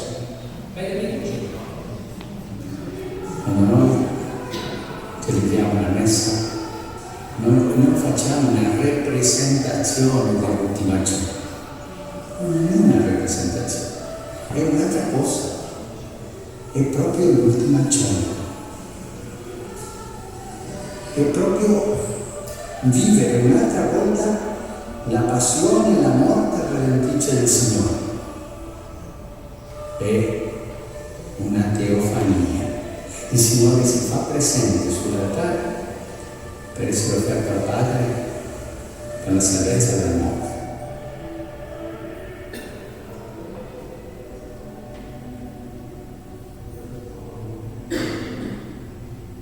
La liturgia è tempo di Dio, spazio di Dio.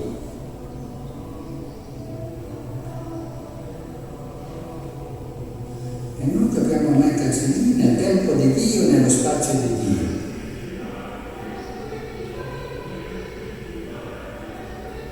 E questa è la liturgia, è il tempo di Dio, è lo spazio di Dio, è la nuba di Dio che si muove tutti. Deu para entender? Deu, né? Bem tranquilo, né? Mas eu vou, se alguém perdeu alguma coisa, eu vou passar aqui. Só é um vídeo bem curtinho, mas eu costumo sempre passar aqui esse vídeo. Eu costumo sempre passar esse vídeo porque é o Papa falando sobre o que é liturgia e, na minha opinião, o Papa conseguiu assim sintetizar em 1 minuto ali, trazendo elementos que são importantíssimos e nos ajudam a pensar o que é liturgia, tá? Então vamos lá. Segundo o Papa Francisco, esse vídeo que nós acabamos de ver e também ouvir, o Papa Francisco diz o quê? Primeiro, que liturgia não é uma... Olha só, liturgia não é uma representação. Quando nós celebramos a liturgia da igreja, vocês agora já sabem o que é a liturgia da igreja, que faz parte da liturgia da igreja, não é uma representação. Então aquilo, a gente vai olhar sempre mais a missa, porque a missa é a liturgia que está mais presente, tá? Mas você pode pensar nos outros sacramentos, tá? Eu vou me direcionar mais para a missa até para ficar mais fácil para fazer aqui a explanação. A missa, então, quando nós celebramos a missa, não é uma representação do que Cristo fez.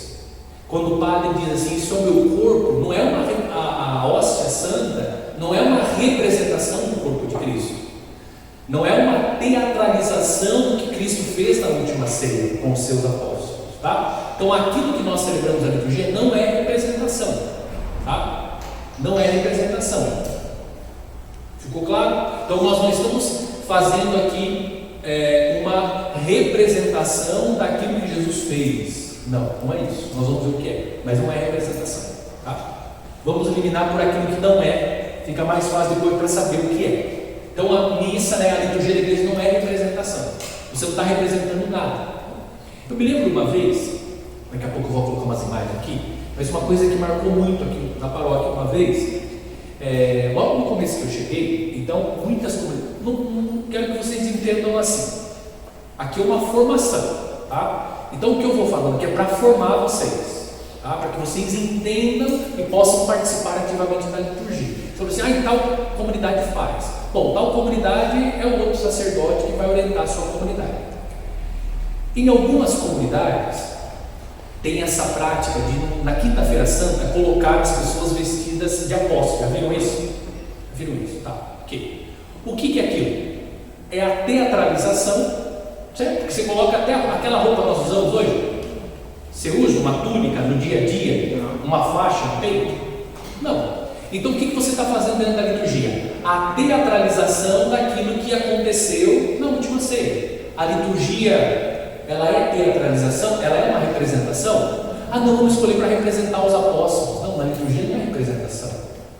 Aí eu me lembro, aí uma pessoa no nosso CPP depois, a gente avaliando, ele disse assim, achei muito bonito isso, ele falou assim, padre, me tocou muito o fato de as pessoas estarem como elas de fato vivem no momento lava-pés, porque eu entendi que aquele gesto deve me levar no cotidiano a lavar os pés dos irmãos. Está vendo? Isso é liturgia. Ele entendeu que de fato as pessoas não devem estar vestidas como os apóstolos se vestiam, porque a liturgia não é representação. Na liturgia nós não estamos representando nada, nós estamos fazendo outra coisa que nós vamos ver o que nós estamos fazendo na liturgia. Só um exemplo para entender, está vendo como tem sentido? Não, vamos colocar todo mundo vestido. Não, mas a liturgia não é representação. Na quinta-feira nós não estamos representando nada, não é representação, tá? Nós vamos ver o que nós fazemos na liturgia. Olha só o que o Papa disse, é a própria última ceia, é a própria. Isso se chama na liturgia memorial, atualização, não é uma representação. Nós estamos realizando a própria liturgia, a própria última ceia, a própria liturgia que Cristo realizou com os seus apóstolos. Então não tem sentido você trazer para a liturgia algo que vai representar nesse sentido que nós estamos falando aqui, porque a liturgia não é representação, não é a teatralização da última ceia. O padre não é ator, o padre é aquele que age na pessoa de Cristo, não falei? Que ele coloca o paramento para que a pessoa do padre seja escondida e apareça nele Cristo, porque quem realiza a obra é Cristo Jesus, não é o padre. Então não é teatro que nós fazemos, né? Eu costumo brincar com nós às vezes falamos assim, né? O padre ele representa Cristo. Não, o padre não representa Cristo, né? No sentido pensando nesse contexto da liturgia. Veja, vamos lá. Quem é que precisa ser representado? Isso, certo? Então você vai lá, não pode estar presente. Você foi convidado, a Marli foi convidada para uma sessão na Câmara. E ela não pode comparecer na sessão da Câmara. Aí o que ela faz? Ela diz assim: Maria, me representa na sessão da Câmara porque eu não posso estar presente. Então o padre não representa Cristo, porque Cristo está presente. Ele é um sinal visível pela graça do sacramento do Cristo que está presente. Ele torna visível o Cristo, porque o Cristo está presente. Está vendo a problemática da palavra representação? Se você pensa a liturgia como representação, então se eu disser o padre ele representa Cristo, né, nesse sentido que nós estamos falando aqui, quer dizer, então Cristo está presente. Então Cristo está presente. O padre é só um sinal sacramental, porque ele recebeu o sacramento da ordem para tornar o Cristo visível. Tá vendo? Então liturgia não é representação, é a própria última ceia. Não sou eu que estou falando, tá? É aquele homem que usa o chapeuzinho branco lá, tá? O Papa. É a vivência, olha só, é a vivência da paixão, morte e ressurreição de Jesus. Eu falei já de forma exacerbada aqui sobre a paixão, morte e ressurreição que nós atualizamos em cada celebração do sacramento. Então é a vivência, é a paixão, morte e ressurreição de Cristo. Não é representação, não é o teatro. Tá? É teofania. Teofania significa manifestação de Deus. Vamos lá. Memória. Um dos sinais teofânicos que aparecem na Sagrada Escritura e que nós podemos ver na liturgia solene da igreja. Um dos sinais. Lembra lá das teofanias de Deus. Vou ajudar, como ninguém lembrou. Quando Jesus sobe para a transfiguração, levando consigo alguns dos seus discípulos, tem um sinal teofânico que acontece. Isso, mas quais são os elementos que estão presentes? A sombra. Isso, como que chama? O que faz a sombra? O que provoca a sombra? Não. Também é assim. Isso, Danilo. Nuvem. A nuvem. A nuvem é um. Lembra que Jesus foi envolvido pela nuvem? A nuvem é um sinal teofânico. Lá no Antigo Testamento, quando o povo está caminhando pelo deserto, durante o dia fazia sombra, mas quem fazia sombra? A nuvem. Ela escondia, protegendo o povo. A nuvem. Na liturgia solene, qual é o sinal que nos remete à nuvem? Isso, o incenso. Está vendo? Teofania. Quando nós usamos o incenso na missa, é para dizer que a liturgia da igreja é uma liturgia teofânica, porque Deus se manifesta naquele lugar, é a manifestação de Deus. Está vendo? Não é para deixar a igreja arrumadinha, ai gostoso, vai. É que o pessoal que não toma banho, então tem que usar incenso, né? Não passa. Não, o incenso é um sinal que nos remete à manifestação de Deus. Nesse lugar Deus se manifesta, é um sinal teofânico. Veja, na procissão de entrada, o que acontece? Vem o turíbulo que precede a cruz e a fumaça vai subindo. Por isso que não pode ser turíbulo apagado, viu, cerimoniários? Tem que ser aceso, bem incandescente. Não é uma miséria, porque Deus é abundância, tá bom? Então, um turíbulo bem aceso, para fazer fumacear mesmo. Por quê? Precisa ser um sinal. Não, a gente brinca, mas é verdade. Por quê? Veja, imagina você vai na festa de aniversário, vai numa festa, aí chega lá, a pessoa diz: não, é um pedacinho de carne para cada um, é um copinho de café, assim, de refrigerante. Nossa, fala, que miséria, que nem isso aqui não pode chamar de festa, não é? Fala, isso não pode chamar de festa, é outra coisa, mas não é festa. A liturgia da igreja precisa manifestar a teofania, e um sinal é o incenso. Então, precisa ser incenso de verdade, tá? Agora estão lascados, né? Todo mundo já sabe, vai pegar no pé de vocês, vocês vão acender no meu livro. Então veja, teofania é liturgia, tá vendo? Então a gente não usa esse negócio que faz a gente ficar espirrando, né? Não, pode fazer espirrar, quer dizer que a gente tem alergia, mas tem um sentido na liturgia, não é para ficar bonito, não. tem um sentido na liturgia, porque a liturgia é teofania, é a manifestação de Deus. O que mais disse o nosso amigo Papa Francisco? É o ofertório ao Pai pela salvação do mundo. Tá?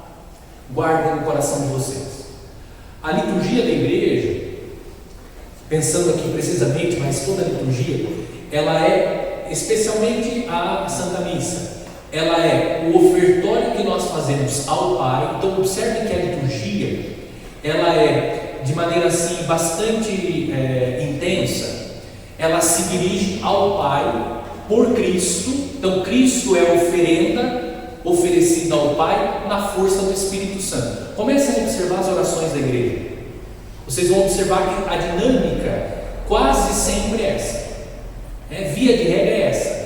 É a oferta ao Pai por Cristo na força do Espírito Santo. Veja as orações da missa. Via de regra, o padre termina: por nosso Senhor Jesus Cristo, vosso Filho, na unidade do Espírito Santo. Então é o diálogo com o Pai por Cristo na força do Espírito Santo. Olha só, a conclusão da oração eucarística que nós chamamos de doxologia final. O sacerdote, auxiliado pelo diácono, levantam patena e cálice. Por Cristo, com Cristo, em Cristo. A vós Deus Pai, Todo-Poderoso, na unidade do Espírito Santo, toda honra e toda glória, agora e para sempre. Amém. Tá? Então a missa é um ofertório ao Pai, a liturgia é um ofertório ao Pai por Cristo Jesus, que é o nosso Salvador, que foi oferecido como vítima em expiação dos nossos pecados, e nós oferecemos isso na força do Espírito Santo. Se lembra que São Paulo diz que sem o Espírito Santo nós não sabemos rezar, não sabemos pedir. O Espírito Santo vem em auxílio da nossa fraqueza e nos ensina a pedir aquilo que nós devemos pedir ao Pai. Diz ainda o Papa Francisco que a liturgia é tempo de Deus e espaço de Deus. Tá? Tempo de Deus e espaço de Deus. Veja, o que rege a liturgia é o tempo de Deus. O Ivan vai se lembrar que ele estava na formação. Uma das primeiras coisas que na formação litúrgica eu interpelei as comunidades foi sobre o uso do relógio dentro da igreja. Você lembra disso? Lembra? Tinha um relógio na parede. Dentro da igreja, qual é o tempo que prevalece? É o tempo de Deus. E o tempo de Deus é o tempo... Isso! Muito bem, Silvana. O tempo Kairos, não é o tempo Cronos. É claro que nós somos regidos pelo tempo Cronos. Nós marcamos aqui 8 horas, daqui a pouco nós vamos terminar. Mas a liturgia de Deus, ela não é regida pelo tempo Cronos. Por isso que não tem sentido dentro da igreja ter um relógio. O relógio pode ser fora, nas torres, porque aí, na parte externa, nós somos regidos pelo Cronos. Mas dentro da igreja é o tempo de Deus.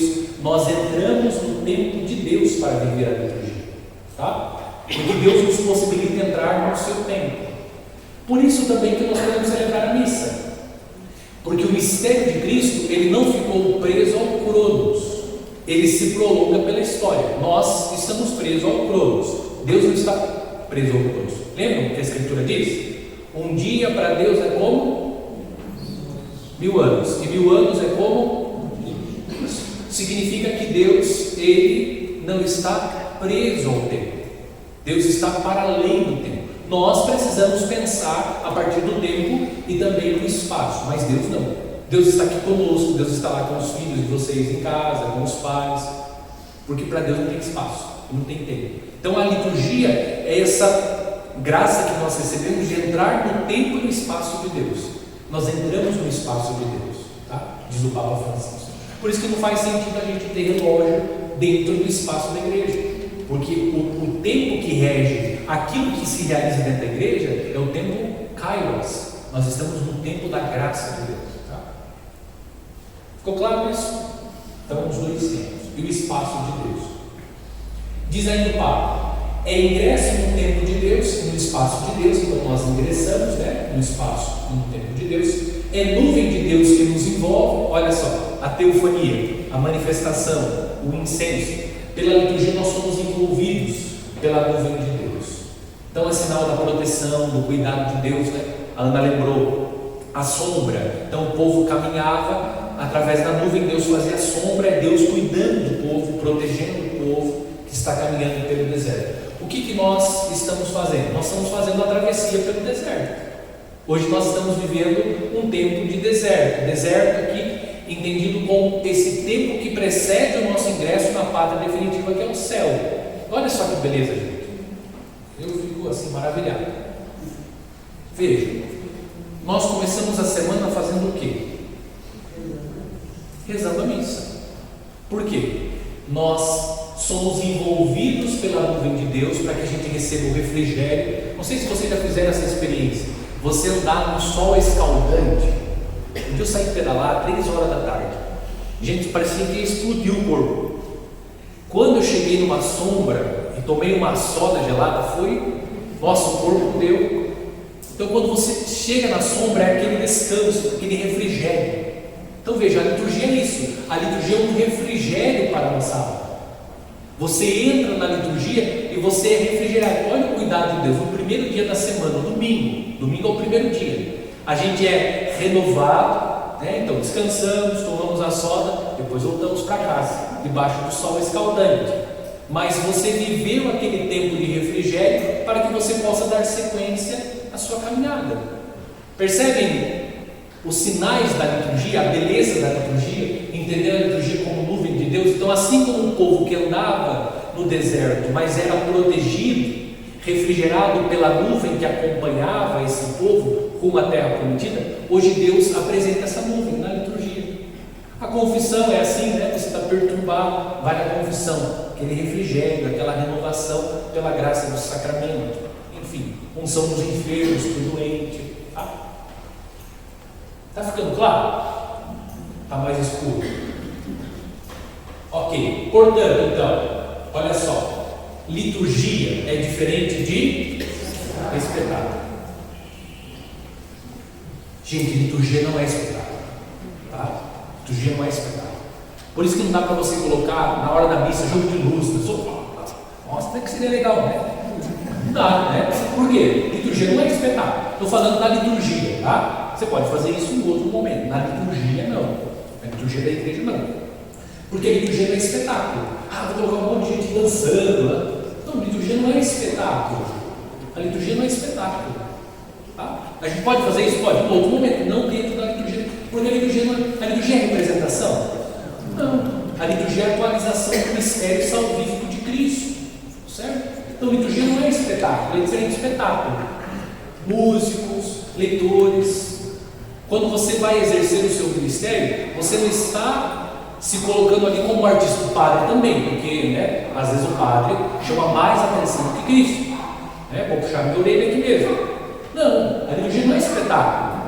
Daqui a pouco eu coloquei aqui um trecho do Papa Bento falando sobre isso, né, puxando a orelha dos padres, especialmente.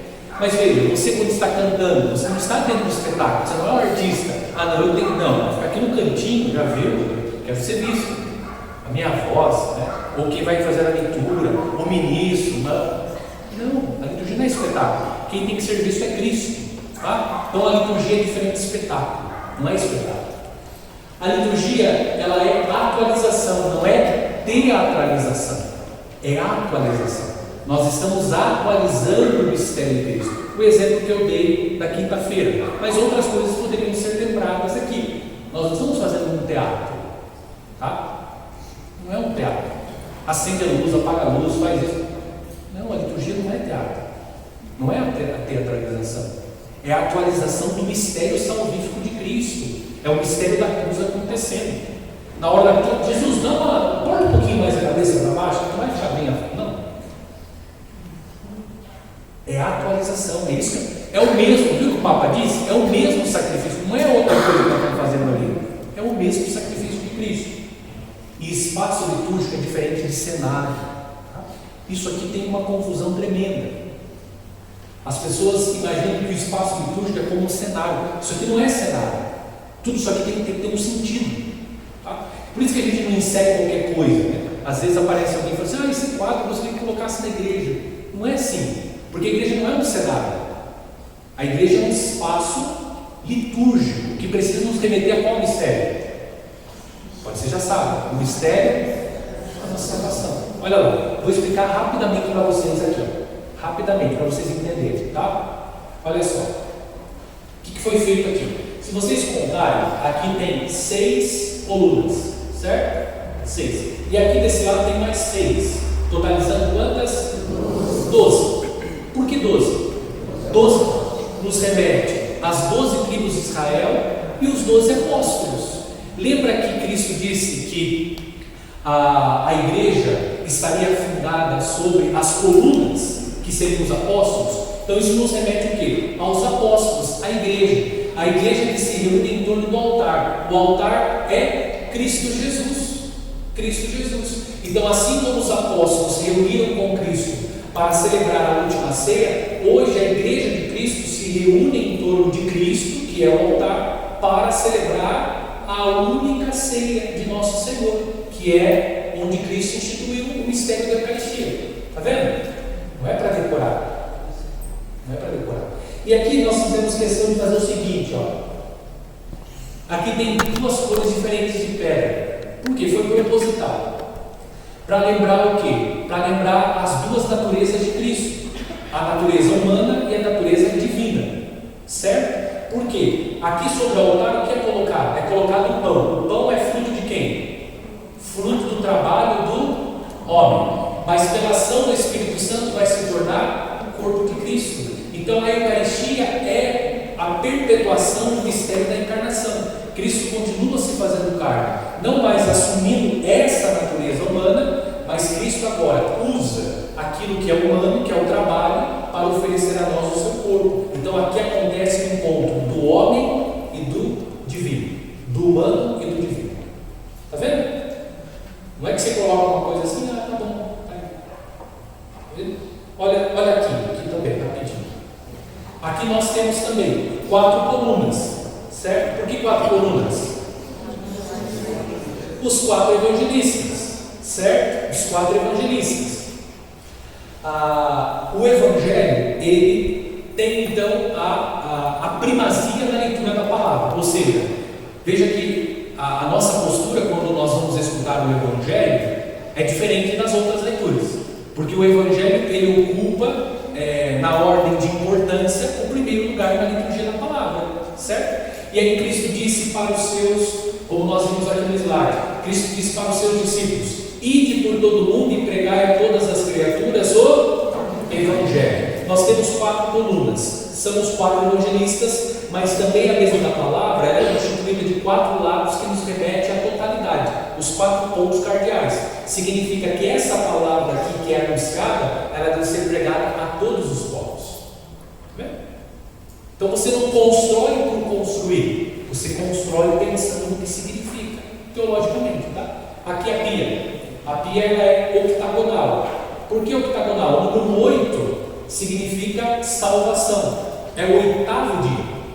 Dentro da liturgia, dentro da teologia, o 8º dia é o dia da ressurreição. Então, a pia batismal octagonal nos remete ao mistério da salvação. Aquilo que Jesus disse: quem não for batizado não será salvo. O batismo é a fonte da salvação. E também a base dela 4 para lembrar o quê? Que todos devem ser batizados.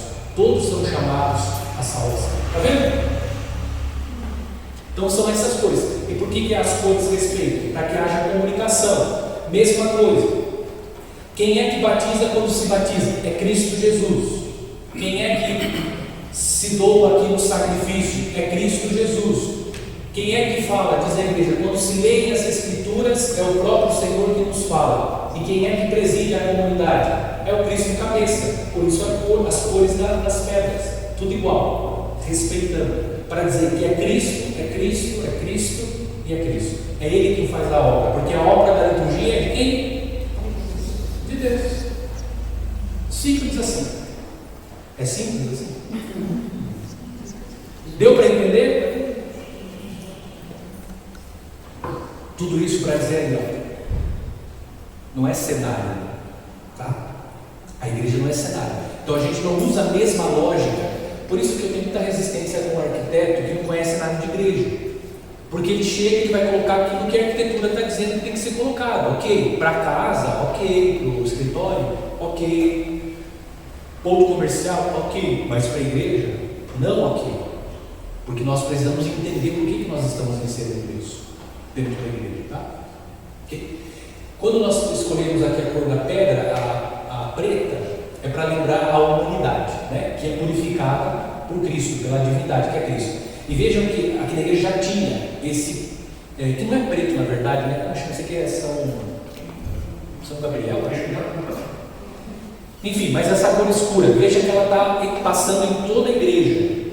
Então isso foi para fazer o quê? Para lembrar o quê? Que aqui é o corpo de Cristo presente, que se encontra aqui também com Cristo, que é a divindade que vem para nos purificar e nos santificar. Tá? Então você tem que. Isso aqui já tinha, né? Depois isso aqui foi pensando depois. Tá? Ok? Ficou claro? Está vendo como é diferente você pensar um espaço litúrgico e um cenário totalmente diferente? Gente, agora eu vou fazer aqui um desabafo para vocês, tá? Infelizmente, isso se perdeu muito, né? Porque hoje se constrói igreja, faz um barracão e pronto.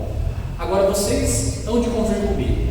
Uma coisa é você entrar numa igreja mesmo, e outra coisa é você entrar numa igreja que... Quando você entra naquela igreja, você já tem vontade de rezar. Mas quando você não entra numa igreja que não tem expressão, isso é difícil, né? Porque teve-se essa mentalidade. Graças a Deus a gente está tentando melhorar o nosso espaço litúrgico, de tal modo que dentro das possibilidades que nós temos, claro, nós temos que trabalhar com aquilo que nós temos agora. Nós vamos tentando melhorar de tal forma que a gente possa entender que a nossa igreja, o templo, enfim, deve ser um espaço litúrgico e não um cenário. Tá? Então aquilo que às vezes é bonito para o mundo, é bonito para o escritório, é bonito para casa, não cabe na igreja. Entende? Eu me lembro uma vez, eu fiquei escandalizado, né? Cheguei numa igreja, em outra diocese, não era na nossa diocese. Eu cheguei lá para participar de uma missa no final do ano, era na época do advento, assim, para essas épocas. E aí eu cheguei lá, colocaram uma madeira assim, a pia batismal e a árvore de Natal em cima da pia batismal. Veja, está vendo como perde a noção? Quer dizer, o Natal, claro, a árvore de Natal fica muito bem na casa, pode até colocar fora, né? Mas dentro do espaço litúrgico, o sinal que deve caracterizar o Natal é o presépio. E mais do que isso, colocar em cima da pia batismal, como se a pia batismal. Está vendo a inversão de valores? Não estou aqui julgando ninguém, só chamando a atenção de vocês, para que vocês percebam que na liturgia não funciona assim. Porque tem um sentido e tem que nos levar ao mistério da nossa salvação. Tá? Olha só agora, meu. Olha as fotinhas que nós encontramos pela internet. Eu acho que devia ser missa de São Francisco, alguma coisa assim, né? Mas isso tem sentido, né? Não é para a gente julgar, é para a gente ver o grau de falta de educação litúrgica, dessa consciência do que é liturgia, tá? Olha só, a missa sendo celebrada dentro da piscina. Entende? Aí você começa a confundir a missa como um momento de confraternização, que é legal na piscina, todo mundo brincando, mas não celebrar a missa. Tá? Olha só aqui certamente era uma quinta-feira santa, tá vendo? A teatralização, o espaço litúrgico entendido como um cenário que você monta para representar aquilo. Uma liturgia não é representação. Tá vendo? Olha, pão não tem sentido, porque o pão e o vinho nós já temos para a liturgia. Então entrar não tem sentido. Tá? Olha só, aqui aquilo que eu falei para vocês. Tá vendo? Muitas comunidades faziam isso. Aí você confunde a cabeça das pessoas. Tem? Porque a missa não é representação. A missa é a atualização do mistério salvífico do nosso Senhor. Olha só, entrar com isso. Eu imagino que foi aquela passagem, né? Jesus andando sobre as águas do mar, né? Imagina. Então, assim, essa aqui nós precisamos ver como vestiram Jesus de noiva, né? Quer dizer, está vendo o grau de falta de discernimento a respeito da liturgia da igreja. Okay? Olha só o que disse o nosso amigo, que está lá com quase 100 anos, o Papa Bento XVI. O pároco, aí puxando a minha orelha, né? O pároco não é um showmaster. O showmaster é um apresentador de auditório, né? Tipo Gugu, Faustão, aquele pessoal que animava, né? Silvio Santos, sabe? E a liturgia não é um espetáculo de variedades, tá? A liturgia não é um espetáculo de variedades. E o padre não é um animador de auditório, né? O Silvio Santos, faz isso. Esse sim, ali sim. A liturgia não. A liturgia faria mal do mesmo modo se procurasse ser uma espécie de divertida reunião. E é o que muitas vezes as pessoas querem fazer na missa, uma divertida reunião, mas a missa não é isso. A missa não é uma reunião de confraternização dos amigos, uma reunião onde nós nos reunimos para nos divertir. A missa não é para divertir ninguém. Por isso o padre aqui está puxando especialmente a orelha do padre, mas para que vocês entendam, eu trouxe isso aqui para que vocês entendam também o papel que o padre tem. Então o padre ele não é um animador de auditório, ele não está ali para alegar no sentido de contar piada com as pessoas, né, nesse sentido de animar para tipo, ai que beleza, que legal. Não, porque a missa ela não tem essa finalidade. É claro que a gente pode sair contente, feliz da missa, mas como consequência do nosso encontro com Cristo Jesus que nos salva. Isso é mais importante. Tá vendo? Isso é sério, né, gente? Aí o nosso amiguinho Papa Francisco agora, o que ele disse naquele documento que eu mostrei para vocês? Arte celebrante é uma expressão que significa arte de celebrar. Tá? Não pode ser reduzido à mera observância de um aparato de rubricas.